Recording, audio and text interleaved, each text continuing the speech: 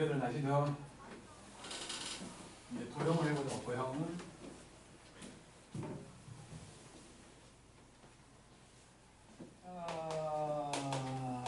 도형이에요. 일단은 전부터 생각을 해본다면 두 점 사이 거리 같은 거 다 알잖아. 그지? 두 점 사이 거리를 모른다는 건 피타고라스를 모른다는 거지. 그래서 두 점 사이 거리로 얘기할 수 있는 게 이제 대칭 이동을 이용해서 하는 거라고 볼 수 있는, 여기에 한 점 A가 있고 여기에 한 점 B가 있고 뭐 어떤 직선상으로 움직이는 한 점 P가 있었을 때 요 길이 더해갖고 최소가 되게끔 만들어봐라 라고 물어보는 경우가 있잖아. 하나를 대칭 이동해가지고 일직선 될 때지. 그지? 이런 거 다 알잖아. 그리고 요거는 지금 AP하고 BP를 더했을 때 최소값을 묻는 경우지.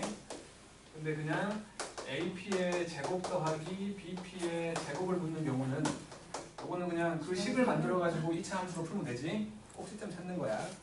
제곱 더하기 제곱이 나온 김에 어떤 함수가 있어가지고 여기에 정해진 점 두 점이 있어. 그리고는 여기 한 점 P를 잡아가지고 요렇게 연결을 했을 때 A에서 P까지의 제곱과 B에서 P까지의 제곱, 요 놈의 최소값을 구하라고 할 때가 있거든. 그러면 요 함수 자체가 요 점을 잡을 때에 A, B로 잡을 건데 요 놈은 이 B에 대한 값을 잡을 때가 3차식이 나와버리니까 제곱을 하게 되면 6차식 돼버리는 거 아니야.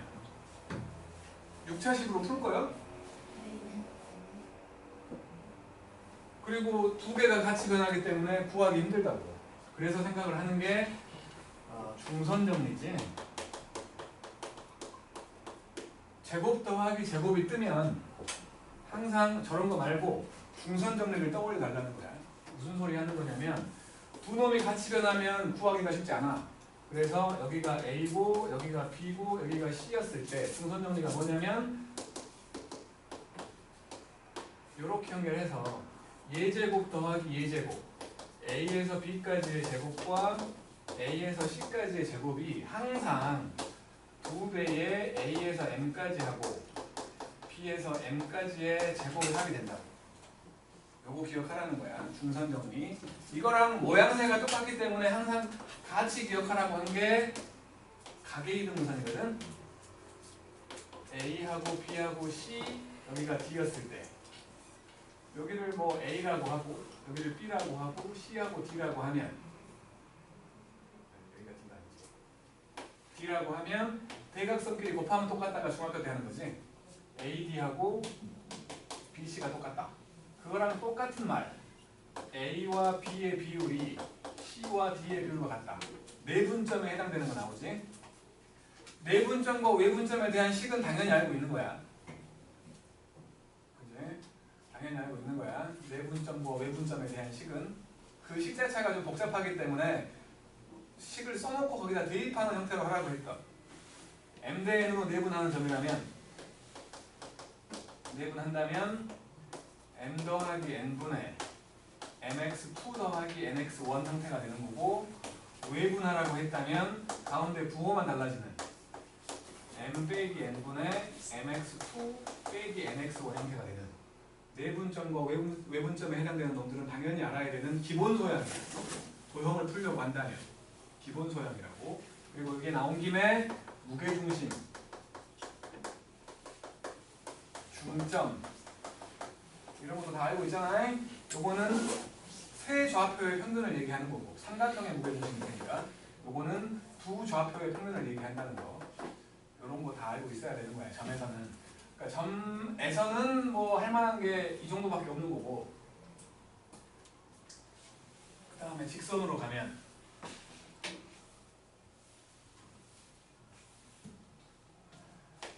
두 번째로 직선으로 가면 중요한 거 두 개 있어, 두 개.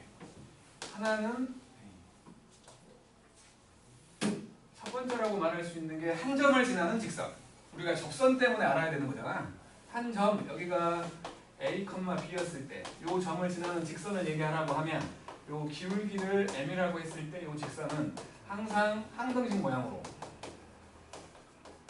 이렇게 만들어진다는 거 당연히 알고 있어야 되는 거고, 두 번째가 점지거지. 식은 복잡하지만 모든 과정에서 식은 복잡하지만 꼭 알아야 되는 거 3개 말했다고. 3개. 그 중에 하나가 근해 공식, 두 번째가 얘, 세 번째가 코사인 법칙이야. 요 3개는 당연히 알고 있어야 되는 거야. 당연히 알고 있어야 되는. 그러니까 이렇게 직선 하나가 있어가지고 요게 지금 ax by 더하기 c는 0이라고 치고 여기 한 점 x1, y1이 있었다고 치면 요 길이 말하는 거지. 수선을 구한 요 길이. 요 d라는 놈이 루트 a제곱 더하기 b제곱 분의 절대값 ax1 by1 더하기 c가 되는 거. 당연히 알고 있어야 되는 거야.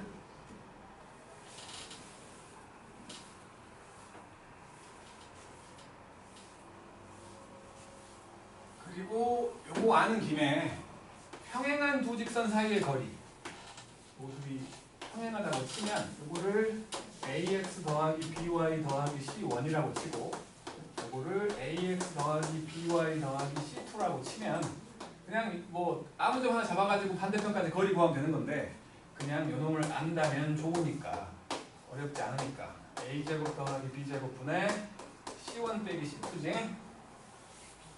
그리고 여기까지가 우리가 알아야 될 또 하나가 나오는데 여기를 x1, y1 여기를 x2, y2라고 치고 여기를 x3, y3이라고 쳤을 때 요 삼각형의 넓이 신발끈 얘기하는 거야. 셋 중에 쉬운 좌표를 두 번 쓰자고. x1, y1 x2, y2 x3, y3 x1, y1을 한 번 더. 그래가지고 요 방향을 플러스로 봤다면 반대 방향이 마이너스 되게끔 식을 꾸리는 거지. 그래서 넓이는 2분의 1로 묶어서 요 방향을 플러스로 봤으니까 x2, y1 x3, y2 x1, y3에서 빼기 반대편 x1, y2 x2, y3 x3, y1 형태로 빼주면 된다는 거지. 요놈의 결론이 이제 셋 중에 하나가 원점일 때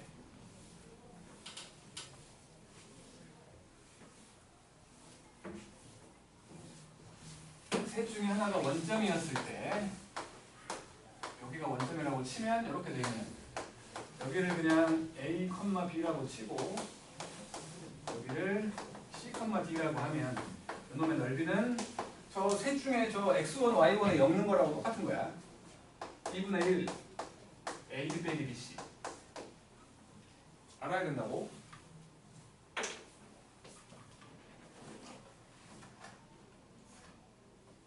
넓이에 대한 것들은 삼각함수에서도 많이 나왔지만 넓이에 대한 것들은 앵간한 거 다 알아야 돼. 진짜로 꼭 알아야 되는 놈이야. 넓이를 구하라고 한 거. 그리고는 이제 뭐 여기서 먹겠지. 그리고는 이제 원방을 얘기해 보면 원방은 많이 안 물어볼 거야. 대신에 기본적인 몇 가지. 그 기본적인 몇 가지 중에 하나가 접선에 해당되는 놈이거든. 접선. 그러니까 이렇게 원이 있는데 중심이 원점인 원일 때 반지름이 r이고 그러면 이놈은 x제곱 더하기 y제곱은 r제곱이라는 원이 되겠지. 원 위의 점 x1, y1에서 접선을 그었다고 생각을 했을 때 이 접선의 방정식을 기억하라는 거야. 요거는 좀 많이 써.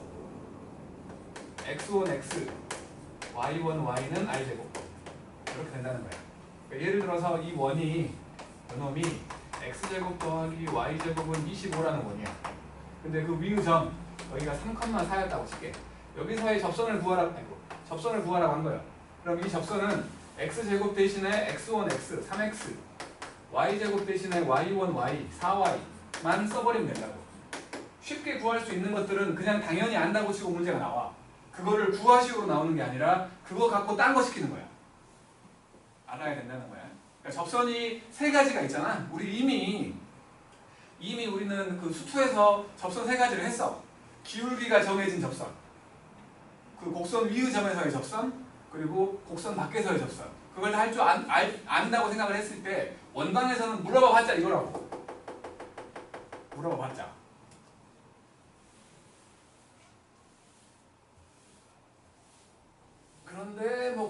없지만 원방에서 그렇게 실현을 줄 리는 없거든. 근데 혹시나 원 밖의 점 같은 데에서 원 밖의 점에서 접선을 그으라고 했을 때 이 접선을 구해야 되는 상황이 벌어진다면 여기를 A, B라고 하면 요 직선을 만들어야지. y 빼기 b는 m으로 묶어서 x 빼기 a라고 만들어 놓고 이 원의 중심에서 얘까지의 거리 d하고 반지름이 똑같다를 이용해서 구한다고. 구해야 되는 상황이 벌어진다면 요거 하나만 알고 있으면 돼. 접선은. 그러니까 요거까지 한다면 두 개지. 뭐 극선 같은 거나 그런 것들은 몰라도 돼. 1학년 과정은 그렇게 어렵게 물어보지 않을 거니까. 그리고 1학년 과정으로는 원방이 이거면 되지. 이거면 돼. 자추의 방정식을 물어봤다면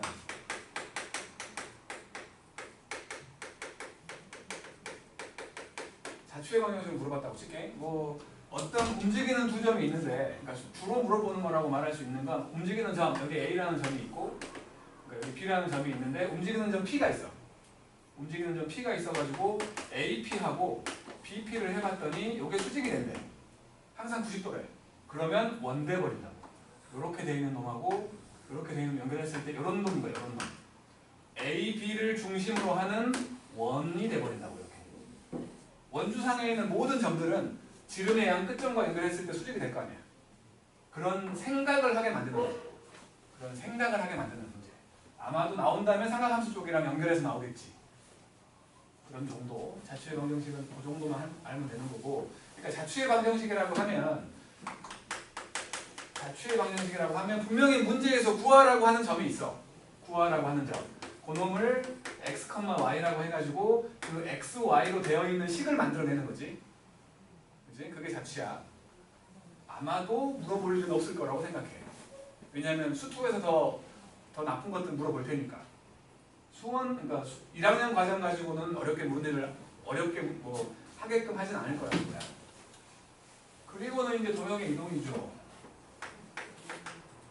이동. 평행이동을 모르진 않잖아.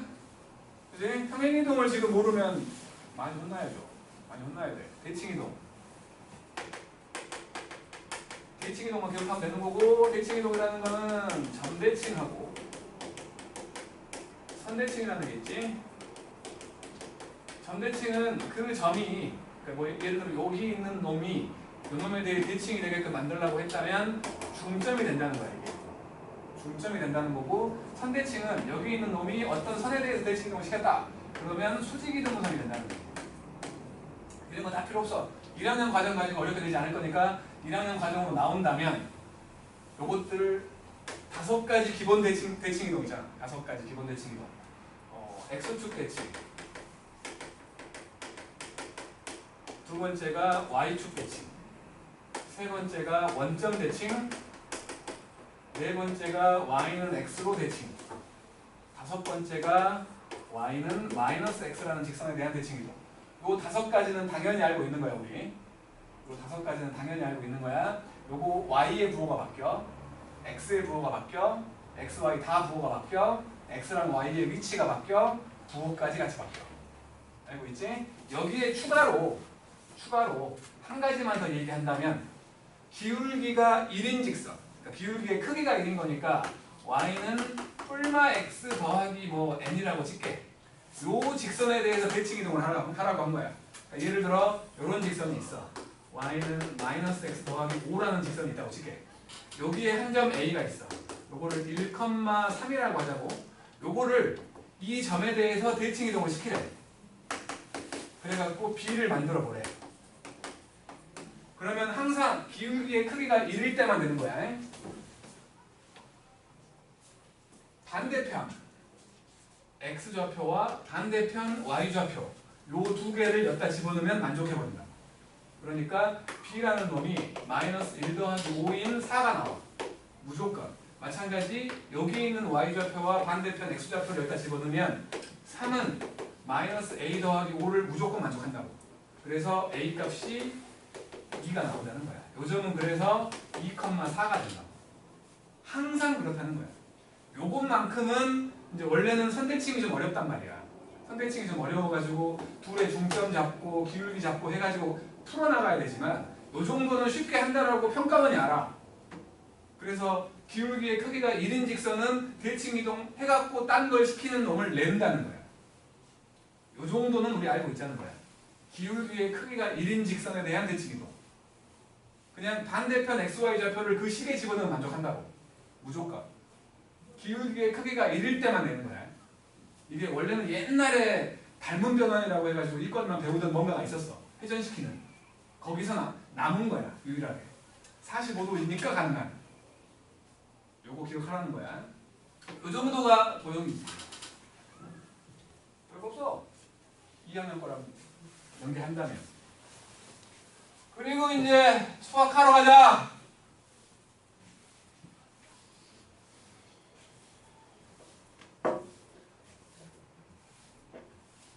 교재가 없으니까 참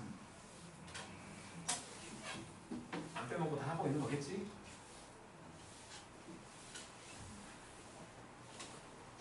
수학하의 시작은 집합이지.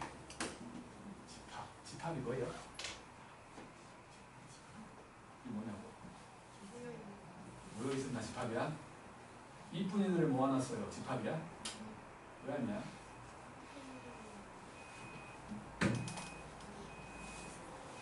이쁜이들 모아놓고 집합 아니야? 기준이 명확한 것들을 모아놔야 집합이지. 그치?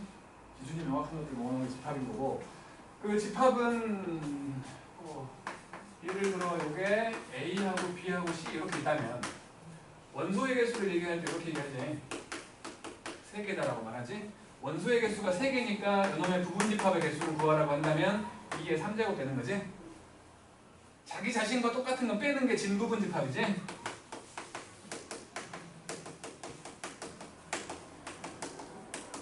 자기 자신과 똑같은 모양 하나 있는 거 빼라고. 그거는 진짜 부분은 아니라는 거지. 그런 것들. 그리고 뭐 포함관계를 얘기할 때 이렇게 혓바닥. 집합으로 얘기할 때는 혓바닥이 아니지. 이런 식으로 표현하는 거. 부분집합에 대해서 표현하는 방법인 거지. 이런 것들이 집합인 거고, 원소의 개수 이건 어차피 확통해서 또 나올 거야. 이렇게 돼 있으면 A하고 B를 더하면 이거는 합집합하고 도집합을 더한 거 알았지? 이런 거. 이건 어차피 집합 확통해서 또 나와. 확통해서 이 모양 그대로 나올 거야. 앞에 있는 M자만 다른 걸로 바뀌어가지고. 어쨌든 뭐 집합은 솔직히 말해서 못하기가 쉽지 않잖아. 그렇지 않아? 집합을 못하기가 쉽지 않아. 그 힘든 걸 우리는 해냈지만. 그지? 그 다음에 명제 아니야, 명제. 명제는 뭐야? 뭐라고? 참이나 거짓을 판별할 수 있는 식이나 문장. 이게 참말이다, 거짓말이다 확실하게 알 수 있으면 명제인 거야. 알 수 없는, 그러니까 얘를 가장 대표적인 게 미지수가 껴갖고 이렇게 된 거. X가 뭐냐에 따라서 참이 되기도 하고 거짓이 되기도 하잖아. 이거는 명제가 아니고 명제가 되기 전 단계인 조건이라고 하지. 그지? 그 조건을 가지고 있는, 그러니까 그 조건을 만족하는 집합. 그놈을 우리는 진리집합이라고 하잖아. 2학년, 3학년이 돼가지고 가장 많이 까먹는 이름 중에 하나가 이거야. 진리집합이 뭔 말인지 몰라갖고 틀려온다고. 진짜로 문제가 나오면 진리집합이 뭔지를 몰라고 틀려와. 그냥 그 조건을 만족하는 집합인 거야. 그러니까 이거를 집합으로 써본다면 이거를 P라는 조건이라고 치고 집합으로 써보라고 한다면 대문자를 써갖고 조건제시법으로 이렇게 쓰면 되는 거야. 이 진짜로 이 진리집합이라는 이름을 까먹어갖고 틀려온다고. 정말 그러지 않았으면 좋겠다는 거야. 진리집합. 그리고 이제 이것들이 조건 하나가 더 생겨갖고 Q라는 조건이 있어가지고 X가 1보다 크다 뭐 이런 게 있다고 쳐. 이제 조건과 조건이 인과관계로 만나는 거지. P이면 Q이다. P이면 Q이다. 참이야 거짓이요. 3보다 큰 놈들은 1보다 크냐라고 묻는 거야. 참이야 거짓이요. 모른다고? 참이야 거짓이요. 3보다 큰 놈들은 1보다 크다. 맞아 틀려? 틀려? P보다 작은 게 있어? 참이잖아. 명제가 된 거라고. 그런 진짜 그거를 기호로 쓴 게 P이면 Q이다. 그것이 참이여라고 말한 거지. 요 참이여라는 말까지도 쓰기가 귀찮은 거야. 그래갖고 굵은 화살표로 한 거지. 요것들 진리집합을 생각을 하면 요 집합과 요 집합인데 P인 놈들이 Q인 놈을 만족한다. 포함되어 있다는 거야. 그리고 이제 말장난을 하는 거지. P는 Q이기 위한 충분 조건이다. 반대로 Q 입장에서 Q는 P이기 위한 필요 조건이다 라고 말하는 거예요. 요거는 솔직히 말해서 나는 좀 그만 배웠으면 좋겠는데 그거 과정 자체에서 빼버렸으면 좋겠어. 근데 괴롭힐 수 있는 것 중에 하나이기 때문에 남겨두는 것 같아. 어쨌든 문제는 이렇게 줬을 때 이거를 기억 못해갖고 틀려버리면 안타까운 거라고. 정말 충분 조건과 필요 조건 하나 더 있잖아. 필요 충분 조건이라는 것도 있지. 그치? 요거는 얘도 참이고 요것도 참일 때지. 진리집합으로 얘기하면 같은 집합일 때 말하는 거고, 굵은 화살표로 얘기하면 양방향 화살표로 요거 되는 거지.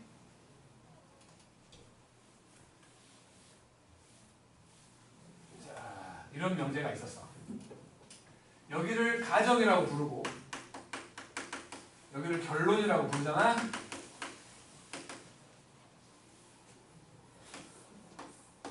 이놈의 여기라는 게 있지. 가정과 결론을 바꿔주는 거지. Q이면 P다로 만들어주는 거고, 이놈의 대우가 있잖아. 대우 다 부정하는, 부정하고 돌려버리는 not Q이면 not P다. 명제가 참이면 대우도 같이 참이지. 명제가 거짓이면 대우도 같이 거짓이야. 명제와 대우는 같은 말인 거야. 왜냐면 이거랑 똑같은 말이 전부 반대로 뒤집은 이거랑 같은 말이니까. 얘가 바로 Q의 여집합이 P의 여집합에 포함되어 있다를 말하고 있는 거니까. 알았죠? 응? 명제 하면 이것만 알면 되지 뭐. 그리고 명제 바로 뒤에 붙어있는 아까 살짝 이름만 얘기했던 절대부등식이라는 거 있지.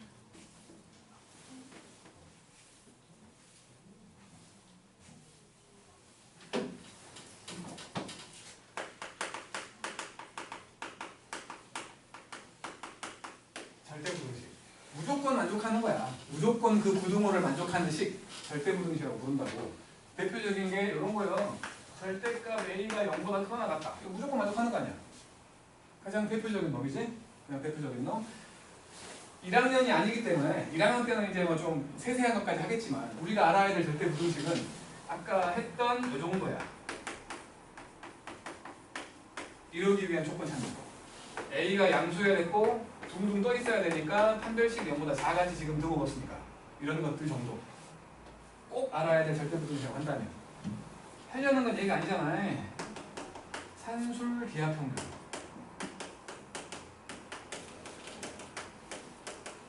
가장 중요한 놈이지. 양수들에 대해서 A가 양수고 B가 양수였을 때 두 개를 더한 놈은 항상 기하평균보다 크거나 같다 라고 말하는 거지. 요거를 꼭 기억해야 된다고 했던 이유는 최대값이나 최소값을 구할 때 가장 쉬운 방법이니까. 가장 쉬운 방법이야. 이것보다 쉬운 건 없어.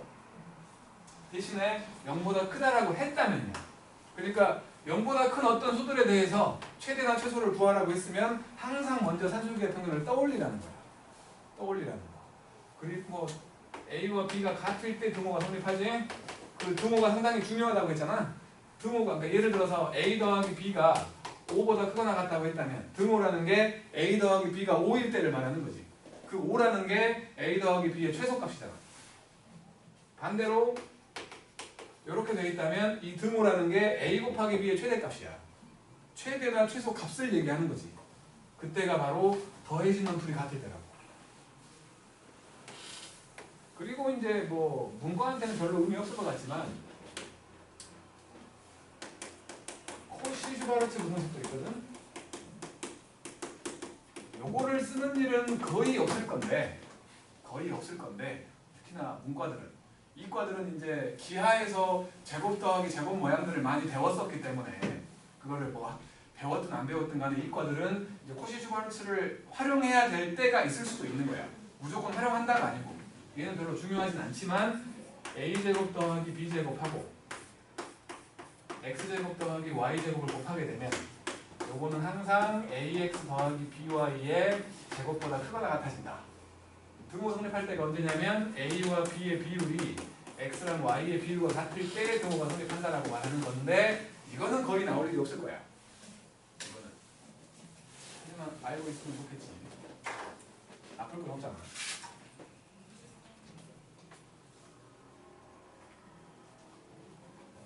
그리고 이제 남은 게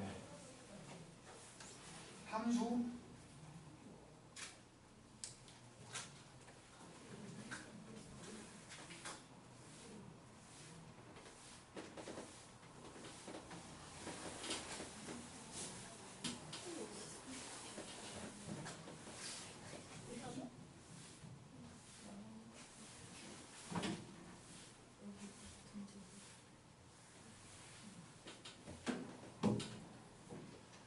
역함수만 얘기할게.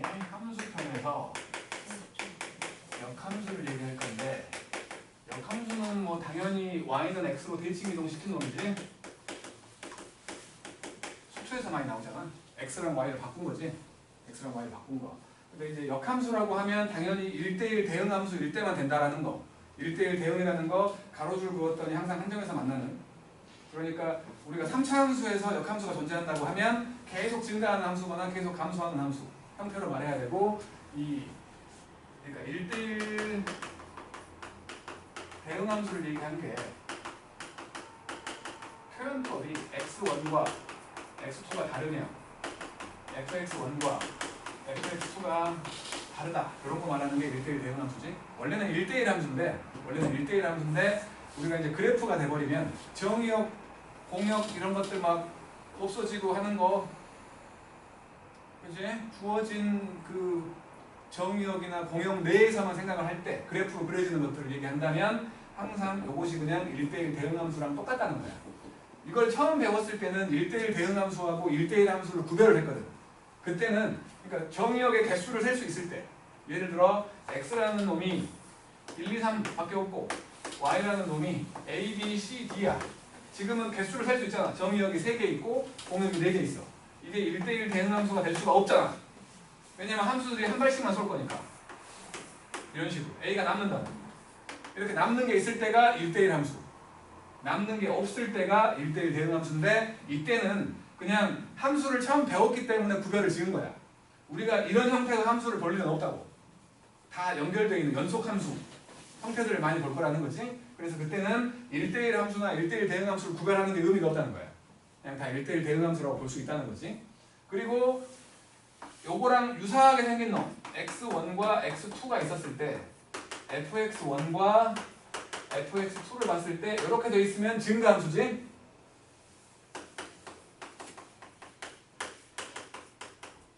이렇게 돼 있으면 감소함수지. 그리고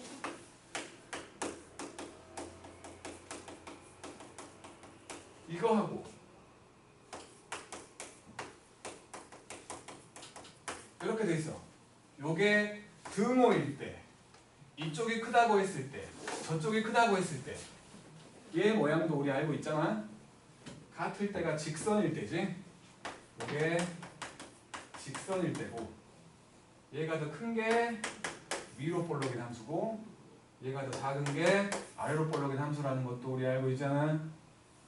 그지? 이과들은 나중에 이제 이계도함수 그런 걸로 구해내. 미적분에서 구해내지만 문과들은 그냥 이 표현밖에 없어. 이게 위로 볼록인 함수인지 아래로 볼록인 함수인지를 구별할 수 있는 방법이 이거밖에 없다고. 그러면 이 모양으로 문제가 나올 수 있다는 거야. 그러니까 뭐 예를 들어 이렇게 되어 있는 함수가 있다면 여기가 만약에 x가 1이면 1보다 작은 x에 대해서 이렇게 돼 있다, 이렇게 돼 있다 라고 말하면 위로 볼록이구나 라고 생각하라는 거야. 이 정도 함수에서는. 그리고는 그 뒤에 있는 유리함수가 있지. 유리함수. 비례식은 뭐 당연히 중요하니까 비례식은 여기서 비례식 얘기해야 되나? 뭐 비례식은 그냥 한 문자로 통일하면 되는 거야. 비례식 예를 들어 A와 B와 C가 있었는데 2대 3대 4래. 그러면 A를 2K, B를 3K, C를 4K라고 놓고 그 식에 넣어버리면 돼. 한 문자로 통일하라는 게 중요한 거지. 비례식은 요거 말고는 없으니까. 유리식이 부분분수야 뭐 당연히 수열에서 나올 거니까. 그리고는 유리함수인데 유리함수라는 거하고 무리함수라는 게 있는데 이것들은 1학년 과정에서는 좀 문제를 나쁜 학교들이 문제를 좀 어렵게 내기도 했었지만 전혀 안 중요해. 근데 저거를 이용해서 뭔가 식을 줄 수도 있기 때문에 그림만 그릴 줄 알면 된다고 생각을 해. 그림만 그릴 줄 알면 돼. 그러니까 유리함수라고 하면 요걸로 시작을 하지. 그래서 이렇게 점근선이라는 게 있고 K가 양수면 요 방향으로 K가 음수면 요 방향으로 그려지는 거지. 평행이동을 해가지고 X 빼기 P분의 K 더하기 Q 이렇게 돼 있으면 점근선이 X는 P하고 Y는 Q로 바뀌고 마찬가지 K의 부호가 양수면 이 방향으로 음수면 이 방향으로 그려지는 거지.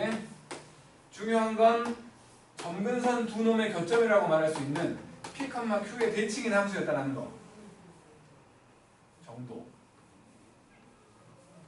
다 알고 있는 거잖아. 이거 지금 만약에 AX 더하기 B분의 CX 더하기 D로 나와 있으면 점근선 찾으면 되지. 니은자 얘기했다고. 니은자 X는 그러니까 AX 더하기 B는 0이다. 분모를 0되게 만들어주는 이게 X에 대한 점근선,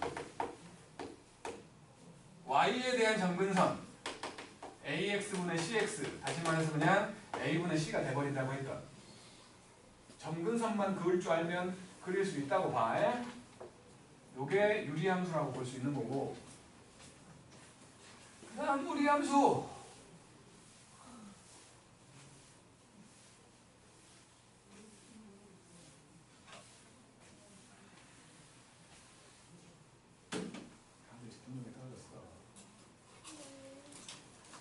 바로 하나 물어봐도 돼? 나도 분명히 꺼졌어. 무리함수 답이 뭐예요? 없어. 순열 조합은 어차피 우리 확통을 할 거기 때문에 새로 해야 돼. 안 그래? 빨리 해요, 빨리. 순열 조합 새로 해야 되는 거 아니야? 네. 확통할 거니까. 이과들은요, 이과들 안 나와. 순열 조합 따위. 자, 무리함수 얘지? 그냥 바로 갈게. A 루트 bx. bx가 0보다 커야지. 그러니까 b가 양수냐 음수냐에 따라서 x의 부호가 정해지는 거고, 요거 자체를 우리가 양수로 볼 거기 때문에 a가 양수냐 음수냐에 따라서 y의 부호가 정해지는 놈이잖아. 응? 그래서 출발점이라는 게 0,0이라고 치면 a랑 b가 둘 다 양수면 이렇게 일사분면 방향으로 x도 양수, y도 양수가 되게끔. x가 음수인데, 그러니까 b가 음수인데 a가 양수면 요렇게. 둘 다 음수면 요렇게. a는 음수인데 b가 양수면 요 방향으로 그려지는 형태라는 거 정도만 알면 되지. 분명히 2차 함수를 반 쪼개가지고 옆으로 뉘어놓은 거지. 그지? 그 정도면 되지 않나. 평행이동 한다고 쳐도.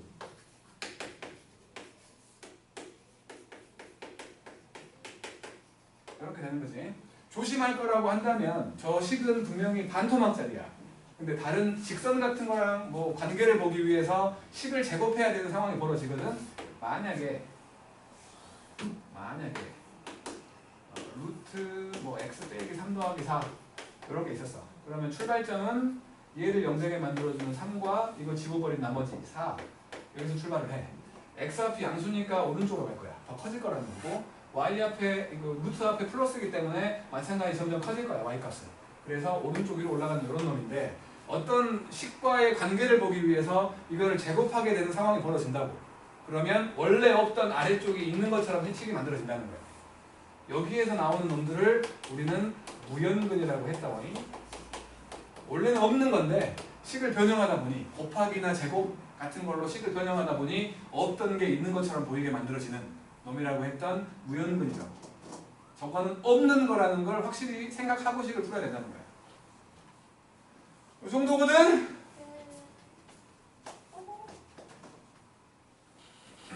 다 했어. 다 그냥 눈빛이 흘려갖고 그냥 하기 싫어갖고 그냥 다음 주부터 이제 수험수투 할 때 1학년 과정 몰라갖고 틀리는 사람들은 내가 가만두지 않겠어. 알았지? 가장 흐느적거린 안주현 씨 특히 1학년 거 몰라갖고 못 풀고 막 그러면 혼낼 거야. 그리고 조다인도 마찬가지로 이제 다 알아야 돼. 1학년 거. 1학년 것이 발목을 잡으면 안 돼. 알았죠? 그리고 그 포트폴리오 그거 써오라는 거 언제까지 써올 거예요? 관심에서 멀어져 있으면 탐구 먹을 거야.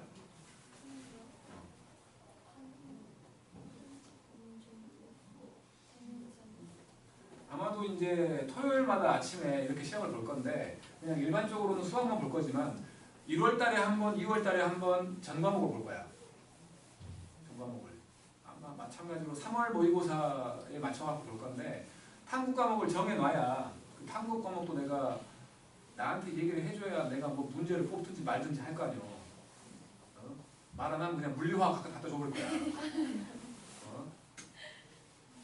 그러니까 탐구 과목을 적어도 12월 내에는 결정을 했으면 좋겠어. 그리고 방학을 시작을 하면 개인별로 계획이 있으면 그 계획에 맞게끔, 계획이 없으면 내가 세워줄 테니 내 계획에 맞게끔 공부를 하는 거야. 그리고 1월 달에 봤을 때는 잘 못 봤더라도 2월 달까지는 우리 적어도 2등급은 나와야 돼. 적어도. 탐구가. 방학 동안에 나는 수학 선생님이니까 수학을 제일 많이 했으면 좋겠지만 솔직히 수학이 욕심을 내면 안 된다고 봐. 탐구를 확실하게 잡아놔야 된다고. 탐구를. 너무 무리하게 나는 물리화학, 나는 뭐 법과 정치랑 뭐 경제 뭐 이런 거 안 했으면 좋겠어. 인원수를 잘 생각해야 돼. 인원수. 거기는 뭐랄까 덕후들이 많아. 물리화학 덕후들 진짜 많아. 내가 무조건 100점이야 라고 생각을 한다면 할 수 있어. 저는 많이 틀려도 한 개밖에 안 틀려요. 그 정도면 해. 그 정도면 하라고. 하지만 이게 왔다 갔다 해 점수가. 그러면 하지 마. 정말. 내가 잘은 모르지만 생윤삼은 이런 것들이 제일 좋대. 생윤삼은 이런 것들이 제일 좋다더라고. 그런 거 해. 나는 무조건 과학 해야 돼요. 생지해 생지. 생지하라고. 특별히 내가 뭐 방학 동안에 뒤지게 해봐가지고 안 되면 바꿀게요라고 모르겠지만 내가 3월 모의고사까지는 뭐 본인들이 원하는 거 한다고 해도 뭘 안 할 거야. 대신에 3월 모의고사를 봤는데 망했어. 근데 6월 학평을 볼 때까지 그걸 고집한다면 이거는 수술에 들어가야 돼. 정말로. 뭐 생윤, 삼은 요거 지난번에 말했잖아. 방학 동안 내내 공부한다고 했던 그 멍청한 놈 30몇 점인가 20몇 점인가 나왔다니까. 그렇게 했다는 놈이. 우리라고 그러지 말라는 법 없어. 최대한 빨리 목표를 잡고 설정을 해서 공부를 해야 돼. 나만 공부하는 거 아니야. 공부하는 사람 진짜 많아. 고3이 되면 진짜 어둠의 자식들도 정신 차린다니까. 다시 원상복구 되는 데까지 걸리는 시간이 얼마나 걸릴지 모르겠지만 다들 정신 차리고 공부해. 진짜로. 특히 남학생들 중에 독한 놈들 진짜 많아. 2학년 때까지 책이라고는 한 번도 거들떠도 안 봤던 놈들이 방학 때 변신해서 온 놈들 진짜 많다고. 방학 동안에 정말 열심히 공부해가지고 3월달 됐더니 딴 사람 돼갖고 와. 그런 놈들 진짜 많아. 남학생들 중에. 왜냐하면 남학생들은 한 번 놀면 그냥 모든 거 포기하고 놀아버리잖아. 여학생들은 그런 사람 별로 없잖아. 놀더라도 이렇게 살짝 잡고 있잖아. 그렇게 다들 지금까지 결과가 좋지 않았다면 방학을 잘 보내가지고 그렇게 변신한 모습을 친구들한테 보여줄 수 있는 그런 사람들이 돼갖고 딱 나타나자고. 특별한 계획이 없으면 내가 강제로 시킬 거라고. 그러니까 그 계획서를 나한테 보여달라고. 제발 좀. 저는 제 성적에 관심이 없어요. 저는 그냥 어차피 정시할 거예요. 그러면 내가 손 놔줄게. 정말. 누군가한테 관심받고 있다라는 생각, 그 생각이 부담이 되는 거야. 이 사람한테만이라도 내가 좀 잘 되는 모습을 보여주고 싶다라는 생각. 이게 사회적 촉진 효과라는 건데, 달리기를 막 해. 혼자 달릴 때 하고 경쟁자가 있을 때 하고 그리고 구경꾼들이 있을 때 하고 완전 달라. 완전 달라. 아무도 없는 운동장에 혼자 백날 뛰어봤자 안 늘어. 근데 관중이 있어. 혼자 뛰더라도 관중이 있어. 나를 응원해주고 있어. 그걸 알고 있으면 달라져, 사람이. 관중이 없더라도 경쟁자가 있어. 달라진다고. 진짜로. 그런 걸 사회적 촉진 효과? 뭐 그렇게만 하더라고. 긍정적인 효과가 있다는 거야. 내가 간섭하는 거, 내가 잔소리하는 거 당연히 싫겠지. 저 새끼가 뭐라고 나를. 그런 생각 들 거야. 하지만 내가 밉더라도 나 때문에라도 좀이라도 한다고, 진짜. 나는 그걸 원하는 거야. 그러니까 귀찮더라도 욕 좀 먹더라도 욕 좀 먹으면 어때? 내가 죽이기를 해? 죽이지는 못해. 괴롭히긴 하지만. 좀 멋진 우리 고3 생활, 그냥 1년 꼴깍 죽었다고 생각을 하고 평생에 딱 한 번 할 건데, 재수없으면 2번 할지 모르겠지만 평생에 한 번이잖아. 재수없는데 왜 2번을 해요? 한 번 하는 거니까 한 번 좀 독하게 맘먹고 한번 해보자는 거야. 사람이라는 게 다 후회를 하거든. 동물하고 다른 거 후회라는 걸 해. 어차피 후회할 거라면 해보고 후회하게. 안 했기 때문에 후회하지 말고 해보고 나서 후회하자. 해보고 나서. 알았죠? 네. 철수!